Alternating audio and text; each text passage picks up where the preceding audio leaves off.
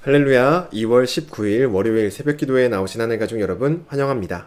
우리 사도신경 하심으로 우리의 신앙을 고백하겠습니다. 전능하사 천지를 만드신 하나님 아버지를 내가 믿사오며 그 외아들 우리 주 예수 그리스도를 믿사오니 이는 성령으로 잉태하사 동정녀 마리아에게 나시고 본디오 빌라도에게 고난을 받으사 십자가에 못 박혀 죽으시고 장사한 지 사흘 만에 죽은 자 가운데서 다시 살아나시며 하늘에 오르사 전능하신 하나님 우편에 앉아 계시다가 저리로서 산자와 죽은 자를 심판하러 오시리라. 성령을 믿사오며 거룩한 공회와 성도가 서로 교통하는 것과 죄를 사하여 주시는 것과 몸이 다시 사는 것과 영원히 사는 것을 믿사옵나이다. 아멘. 우리 찬송가 393장 오신실하신 주 함께 찬양드리겠습니다. 찬송가 393장 오신실하신 주 함께 찬양드리겠습니다. 찬송가 393장입니다. 오신실하신 주 내 아버지여 늘 함께 계시니 두려움 없네. 그 사랑 변찮고 날 지키시며 어제나 오늘이 한결같네. 오신실하신 주 오신실하신 주 날마다 자비를 베푸시며 일용할 모든 것 내려주시니 오신실하신 주 나의 구주. 봄철과 또 여름 가을과 겨울 해와 달 별들도 다 주의 것. 만물이 주 영광 드러내도다. 신실한 주 사랑 나타내네. 오신실하신 주 오신실하신 주 날마다 자비를 베푸시며 일용할 모든 것 내려주시니 오신실하신 주 나의 구주. 내 죄를 사하여 안위하시고 주 친히 오셔서 인도하네. 오늘의 힘 되고 내일의 소망 주만이 만복을 내리시네. 오신실하신 주 오신실하신 주 날마다 자비를 베푸시며 일용할 모든 것 내려주시니 오신실하신 주 나의 구주. 아멘. 오늘 우리에게 주신 하나님 말씀 마가복음 4장 35절에서 41절까지 말씀입니다. 오늘 아침 우리에게 주신 하나님 말씀 마가복음 4장 35절에서 41절까지 말씀입니다. 제가 가지고 있는 성경으로는 신약성경 59쪽에 있습니다. 마가복음 4장 35절에서 41절까지 말씀입니다. 다 찾으신 줄로 알고 오늘 아침 우리에게 주시는 하나님 말씀 한 목소리로 합독하도록 하겠습니다. 35절입니다. 그날 저물 때 제자들에게 이르시되 우리가 저편으로 건너가자 하시니 그들이 무리를 떠나 예수를 배에 계신 그대로 모시고 가매 다른 배들도 함께 하더니 큰 광풍이 일어나며 물결이 배에 부딪혀 들어와 배에 가득하게 되었더라. 예수께서는 고물에서 베개를 베고 주무시더니 제자들이 깨우며 이르되 선생님이여 우리가 죽게 된 것을 돌보지 아니하시나이까 하니 예수께서 깨어 바람을 꾸짖으시며 바다더러 이르시되 잠잠하라 고요하라 하시니 바람이 그치고 아주 잔잔하여지더라. 이에 제자들에게 이르시되 어찌하여 이렇게 무서워하느냐 너희가 어찌 믿음이 없느냐 하시니 그들이 심히 두려워하여 서로 말하되 그가 누구이기에 바람과 바다도 순종하는가 하였더라. 아멘. 기도드리겠습니다. 사랑의 하나님 감사합니다. 오늘 이 아침도 우리를 불러주셔서 하나님의 말씀을 듣고 또 하나님의 이름을 높여드리며 하나님을 예배할 수 있도록 인도해 주시니 감사를 드립니다. 하나님, 오늘도 우리에게 주신 이 선물 같은 하루를 온전히 하나님을 위하여 드리고 하나님을 위하여 살아가길 원합니다. 주님, 우리의 삶의 예배와 지금 드려드리는 이 예배를 주님께서 받아주시옵소서. 또한 하나님, 오늘도 우리가 우리 힘으로 살아가는 것이 아니라 우리에게 주시는 하나님의 말씀으로 살아가기를 원합니다.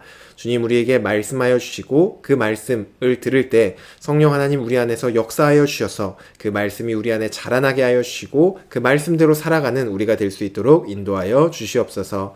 감사드리며 예수님의 이름으로 기도드립니다. 아멘.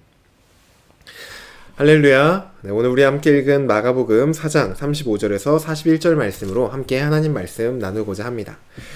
네, 여러분, 저와 여러분 모두는 인생의 어느 한 시점에서, 물론 다 어느 시점인지는 다르겠지만 어느 한 시점에서 우리 모두는 예수님을 만났습니다.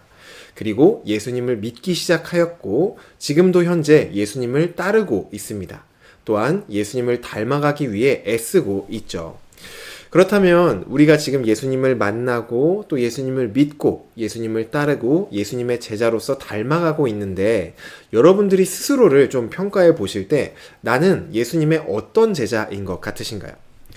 저는 저를 한번 좀 평가를 해보면 예수님의 제자로서 스스로를 평가해 보았을 때 예수님의 수제자가 되고 싶은 마음은 있지만 실제로는 그에 한참 미치지 못한다로 이렇게 좀 평가를 해볼 수 있을 것 같습니다. 여러분들은 어떠신가요? 예수님의 제자로서 나 정도면 훌륭하지 라는 생각이 드시나요? 아니면은 더 좋은, 더 멋진 제자가 되고 싶다라는 마음이 마음에 있으신가요?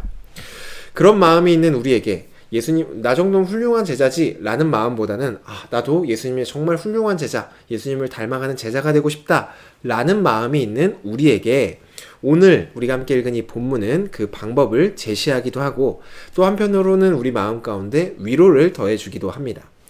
오늘 우리 함께 읽은 본문 함께 살펴보면서 우리에게 주시는 하나님의 마음과 또 하나님의 말씀을 듣고 또한 그 말씀 앞에 위로도 얻고 또 새 힘을 얻는 그러한 은혜의 시간이 되기를 주님의 이름으로 축복합니다.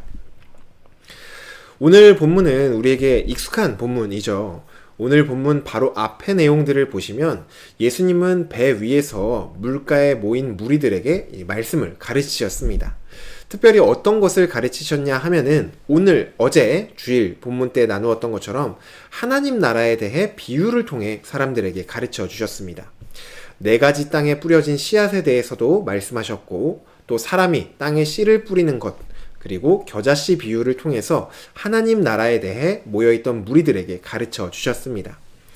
오늘 본문인 35절 말씀을 보시면 가르치심을 마치고 날이 저물 때가 되자 예수님은 저편으로 건너가자고 말씀하십니다.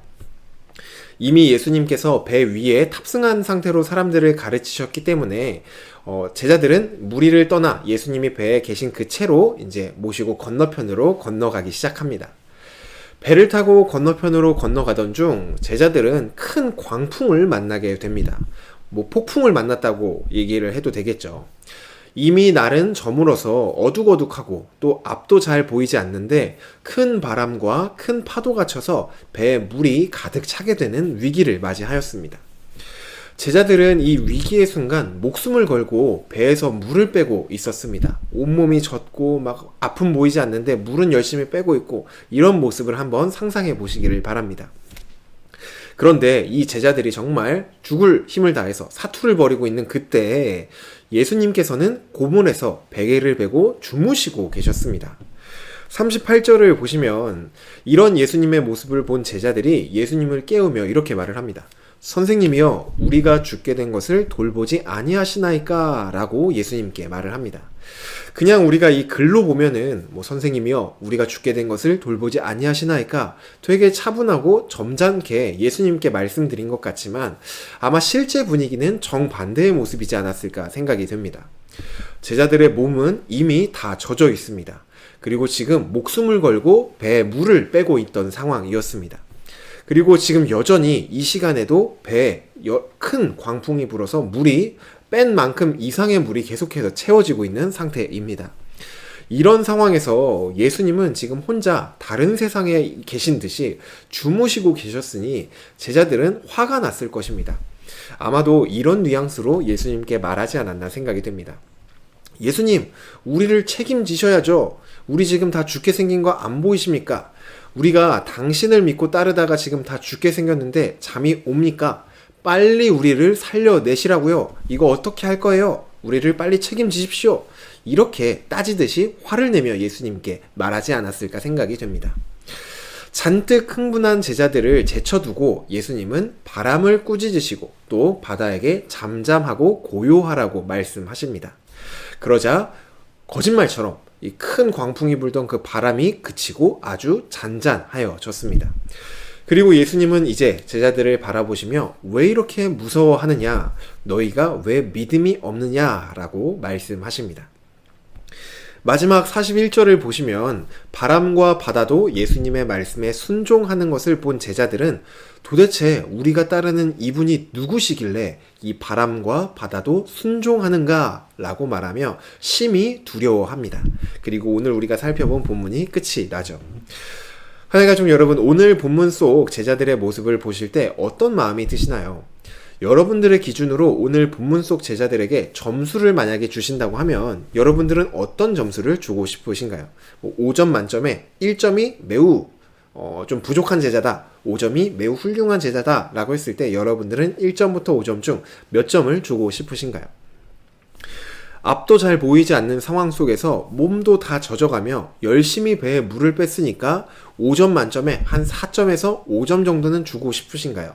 아니면 중풍병자, 또 손 마른 자, 귀신 들린 자를 고치신 모습을 보고도 여전히 예수님이 누구신지 깨닫지 못하고 화를 내는 모습을 보고 조금 낮은 점수를 주고 싶으신가요? 저는 제가 점수를 준다고 하면 낮은 점수를 줄 것 같습니다. 그런데 오늘 본문은 우리가 함께 읽은 딱 본문만 잘라서 보는 것이 아니라 좁게는 이 마가복음 4장에서 이 본문을 살펴보아야 하고 조금 더 넓게는 마가복음 전체 안에서 오늘 이 4장 35절에서 41절 말씀을 살펴보아야 합니다. 그리고 더 넓게는 신약 성경 안에서, 더 넓게는 구약 성경 안에서 오늘 이 본문을 살펴보아야 합니다. 우리는 오늘 본문에서 예수님께 화를 내고 또 예수님이 누구신지 아직까지도 이해하지 못하는 이 제자들의 나중이 어떻게 되는지를 우리는 이미 알고 있죠. 물론 가룟 유다라는 예수님의 제자는 예수님을 떠난 제자도 있지만 다른 제자들은 이 초기 기독교의 든든한 기둥들로서 각자 예수님의 제자로서의 역할을 톡톡히 해냈습니다. 오늘 본문 속에서 형편없어 보이는 이 제자들은 어떻게 그처럼 듬직한 기둥 같은 제자들이 될 수 있었던 것일까요? 그 비결만 알 수 있다면 우리도 지금 당장은 만족스럽진 못해도 나중에 언젠간 멋진 예수님의 제자가 될 수 있을 것입니다. 그런데 이 예수님의 제자들에게는, 이 12제자들에겐 특별한 비결 같은 게 없었습니다. 딱 한 가지 있었다고 한다면 그것은 그들이 그저 예수님 곁에 계속해서 머물러 있었다는 것, 이것 한 가지밖에 없습니다. 오늘 본문 이후에도 제자들은 예수님이 누구신지 계속해서 깨닫지 못하고 계속해서 예수님을 오해하기도 하고 계속해서 예수님에 대해서 자기가 생각하고 싶은 대로 예수님을 평가하고 생각하였습니다. 하지만 그때마다 그들 곁에 있었던 예수님은 오늘 본문에서처럼 자신이 어떤 존재인지, 자신이 어떤 분이신지를 제자들에게 가르치시고 제자들에게 자신의 모습을 보여주셨습니다. 그 부분만 토막내어서 보면 오늘 본문처럼 계속해서 깨닫지 못하는 어리석은 제자들처럼 보여질 것입니다. 마치 오늘 본문만 딱 떼어서 보면 예수님께서 이 제자들의 모습이 참으로 예수님을 모르는 것처럼 이후에 진행되는 그 모습들도 부분만 따로 떼어서 보면은 이 제자들이 참으로 성장하지 않는구나, 여전히 예수님을 모르는구나 라고 보여질 것입니다. 그런데 그런 모든 부분들을 따로 떼어서 보는 것이 아니라 쭉 이어서 놓고 보면은 이 제자들은 예수님 곁에서 자신도 모르는 사이에 점점 더 자라가고 있습니다. 오늘 함께 읽진 않았지만 본문의 앞구절 중에 26절과 27절을 보시면 예수님께서는 하나님의 나라는 사람이 씨를 땅에 뿌림과 같으니 그가 밤낮 자고 깨고 하는 중에 씨가 나서 자라게 되되 어떻게 그리 되는지를 알지 못하느니라 라고 말을 합니다.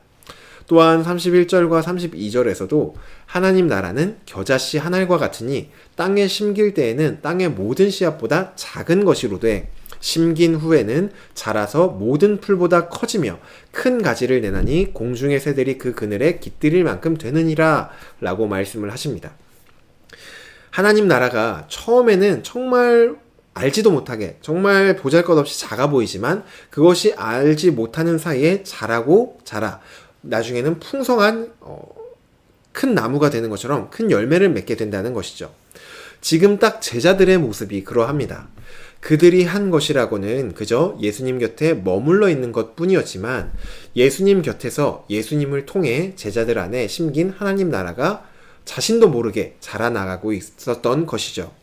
그리고 마침내 우리가 알고 있는 그 듬직한 제자들의 모습으로 열매를 맺게 된 것입니다.